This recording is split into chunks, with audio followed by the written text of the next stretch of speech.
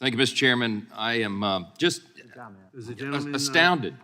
Strike the last word. I'm astounded by what we're hearing from the other side of the aisle. Why are the American people so concerned about this? Why is this such a crisis that we cannot let go? Because the Department of Justice, under the leadership of President Biden and Attorney General Merrick Garland, appears to be more motivated by politics than by pressing law enforcement needs. That is a fact that the American people can see with their own eyes, and it doesn't matter how much gloss you try to put on it. That's the issue that is before us. This is the House Judiciary Committee. This is our jurisdiction. We are supposed to be giving oversight of this. Now, you just think of some of the actions that the Federal Department of Justice has done this year.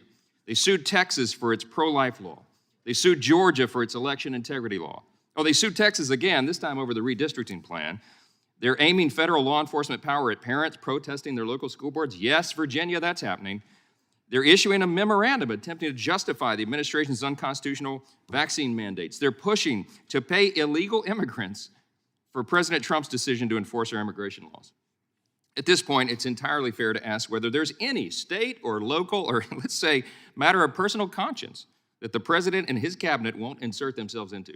That's the problem, my friends. Of course, the backdrop to all this is there's so many crises that continue to go unaddressed. The crime is rising across the country. Turn on the news in the morning and watch it happen. Our southern border remains overwhelmed by illegal immigration. It is a crisis they won't even acknowledge, much less address.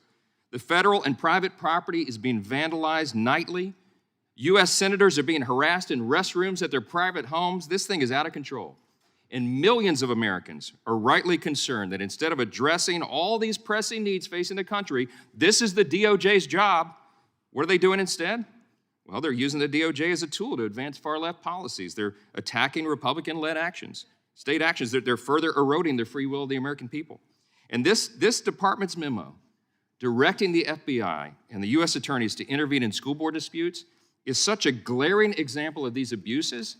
That is why we won't let it go. That's why we draw attention to it.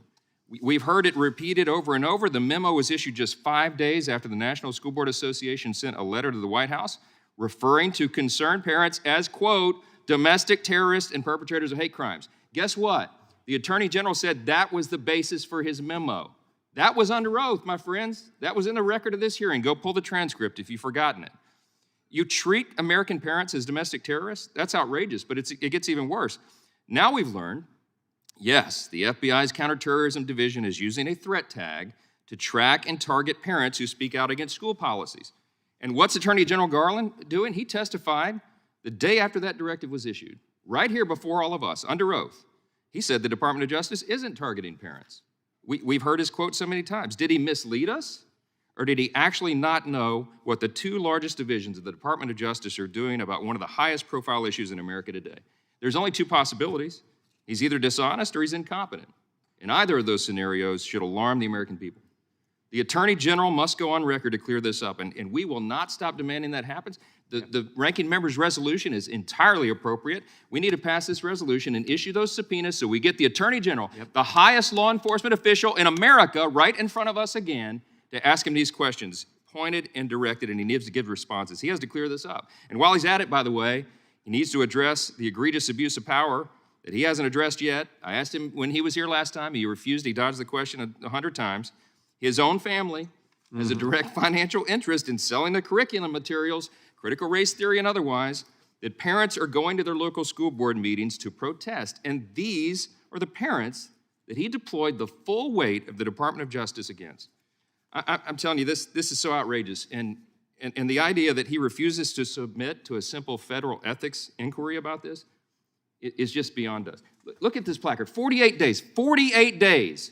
No response is required or requested by this chairman and the Democrat majority. It's outrageous. I yield to the ranking member.